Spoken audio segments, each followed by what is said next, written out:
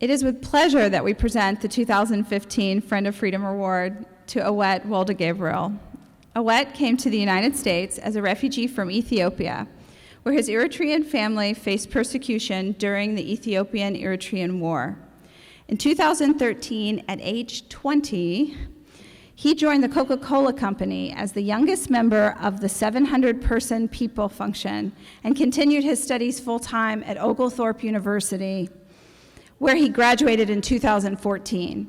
In addition to his career as training and talent development manager for the company's University Talent Program, Awet is the founder and executive director of Knowledge Aid Foundation, a nonprofit organization that aims to fully furnish 300 libraries across the developing world and advance education of 15 first-generation refugee college students by the year 2020.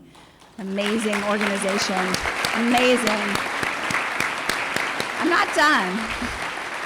You have a long list of accomplishments, so just get comfortable. Thus far, Knowledge Aid has sent over 8,000 books to Africa and South America and has provided yearly scholarships for first-generation refugee students globally. Awet was recently named one of the 30 under 30 of rising young business professionals in Atlanta by the Atlanta Business Chronicle. He also teamed up with local filmmakers and writers in chronicling the everyday life of Atlanta's homeless population in 100 Cups, 100 Stories. That's 100cups100stories.com if you want to check it out. From his personal education and career journey to the establishment of Knowledge Aid, his work with the Clinton Global Initiative and other global organizations, and his efforts right here in Georgia to increase awareness of the contributions of new Americans, Awet truly embodies the spirit of the Friend of Freedom Award, and we're honored to present this award to him tonight. Now, Awet, come and get the award.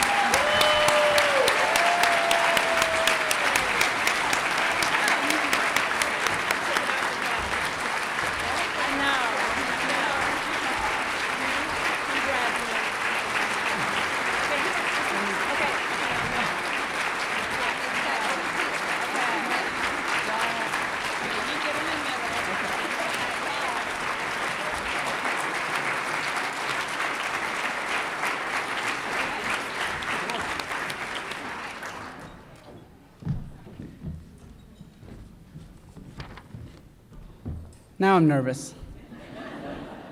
Good evening. Good evening. Amazing. What an amazing night to celebrate the phenomenal work that New American Pathways does each and every day, tirelessly working to resettle the most vulnerable yet the most courageous of people that have come here from the most atrocious circumstances in our world. Padia, where is she? There he is. Okay. Thank you so much for your words and your support. Lori, you've been a great support rock in my career journey and a great friend. Thank you for that.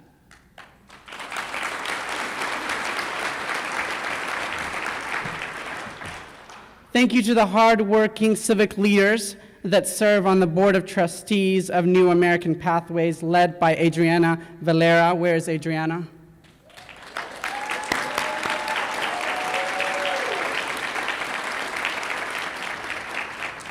And I also want to recognize the folks that put this evening together. I know how much work and dedication it takes to pull off an event of this magnitude, so I'd like to give another round of applause for the event committee.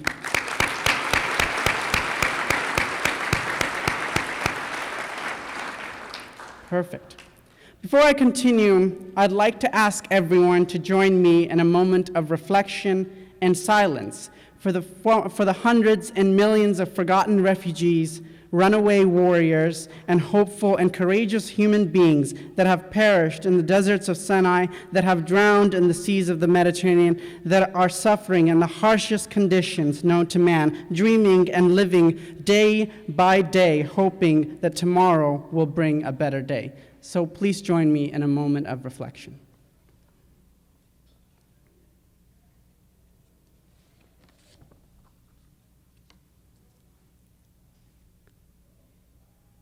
Thank you.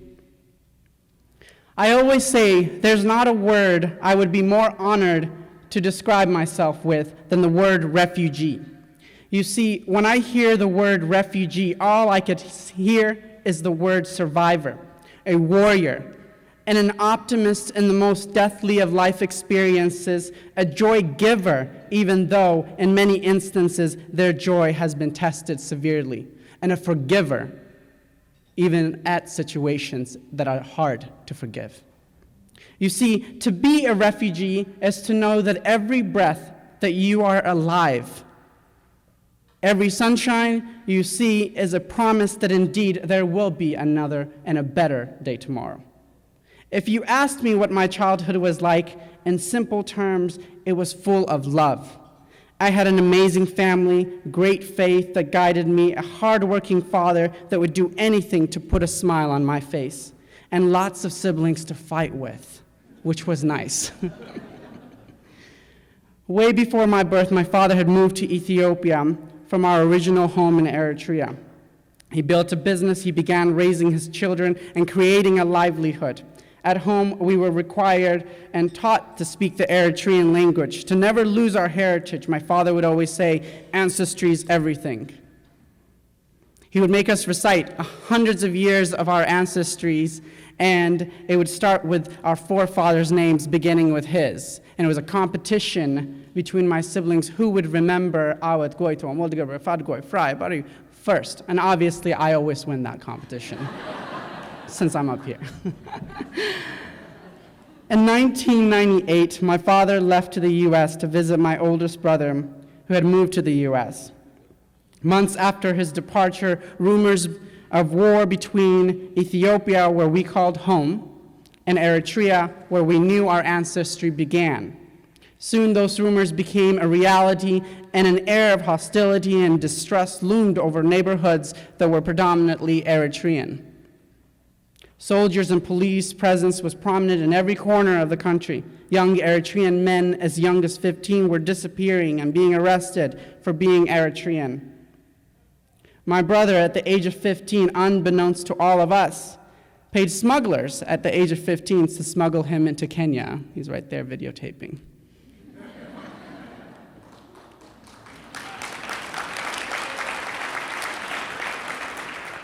We thought the worst had happened to him, and we knew we wouldn't get any answers even if we asked. And on the day that we were celebrating the Virgin Mary, he called us and told us that he had made it safe in Kenya. But all this time, I thought I had lost a brother. Relieved as we were, the hits just kept on coming. One morning, as my sister and I walked the market streets, soldiers came up to us demanding our IDs that clearly stated that we were Eritrean. I was only 7 years old when the soldiers put my sister and I in jail for nothing more than being Eritrean. My sister's right there.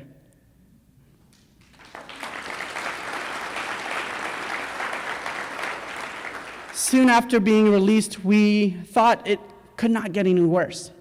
We paid our dues, the dues that misery, that only war could bring. Soon a letter was dropped off by soldiers telling us to sell our things because in 15 days we were to be removed. The oldest among us, our sister, was barely 18, and she was tasked in 15 days to sell what took years for my parents to build. Soon that knock and that bang came, and it was time for removal. We were ordered to only one luggage, and the only thing my 7-year-old mind wanted was those sneakers that lit up when I ran. It was coming with me. As we entered the bus, my sister let me sit on the window side and kept hugging me to show me that there was still love there.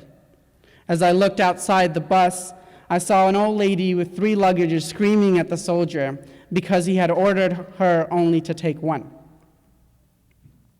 The argument intensified, and the soldier pushed the woman, and her son quickly attacked the soldier. The next thing I remember was the soldier pulling his gun, my breath on the window covering the scene, and when I wiped the cloudy window, All I could see was the lady screaming with her hands up and down, up and down, up and down, and her son on the floor. The old lady was assigned to our bus, and as I hugged my sister, I sat there trying to feel safe. And we all sat there, hearing her screams and cries till we got to the border. And when we got to the border, we were ordered off the bus to take the rest into Eritrea by foot. Here we were, a group of homeless people in the middle of two borders with guns facing each other, knowing that if only a trigger was shot, we would surely perish in that desert.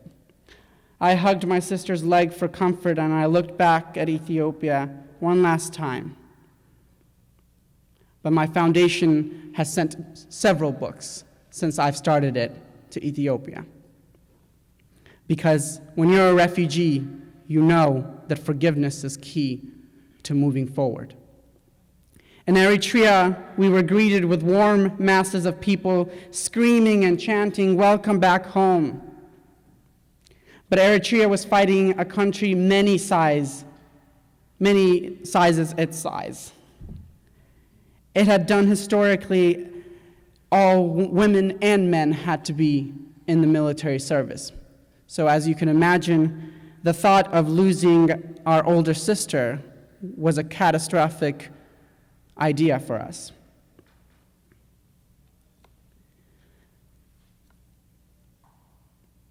So when the soldiers knocked on our doors to recruit my sister, we would all hide in the closet and sit there till we heard them leave. We did what we needed to do, and we finally went to Kenya. Kenya welcomed us in the most peculiar way. That's the theme of being refugee, being welcomed in the most peculiar way. Any refugee in Kenya back then was a target by the police. The police would arrest you and demand money, or they would simply let you rot in their cells. We lived in constant fear that one of us would be taken away. I remember telling my mother, when we were in Ethiopia, soldiers came after us. When we were in Eritrea, we were hiding in closets. And now in Kenya, we're hiding in the same closets. What did we do? There were many days back then I could not believe I lived in a world where this happened. I thought no one cared. But luckily, 6 months after our time in Kenya, we were told that our green card application had been accepted. We were on our way to the United States.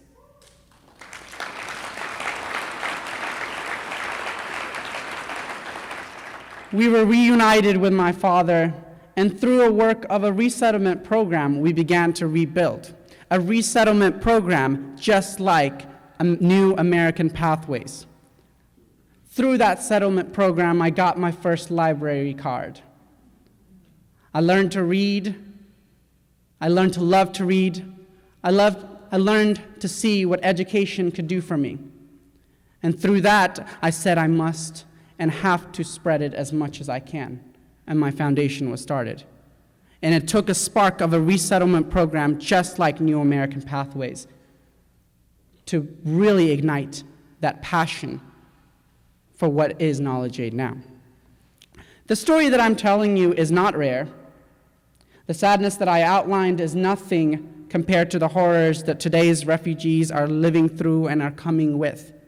I always say when we lost everything because of war, we gained absolutely everything that could be gained, which was a strong bond and love, and a strong bond and love with our families.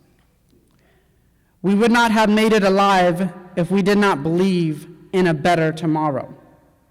Maya Angelou famously said, "A bird doesn't sing because it has an answer. It sings because it has a song." My family rarely cried when we were going through these horrors. Instead, we thought to ourselves of the fruits that were to come. So we kept on singing the hymns of hope, not because we were sure that tomorrow was going to be a better day, but because we knew there was power in hoping and dreaming of a better tomorrow.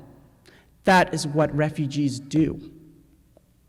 What New American Pathways does is becomes the welcome that many had never had and had been longing for. The work that you do says, we care. We will continue to care. We will continue to support. As humans, we know life is going to give us tragedies. It's going to give us fears. It's going to give us sadness. But what makes us amazing is our ability to live beyond those challenges and see the light and joy to come.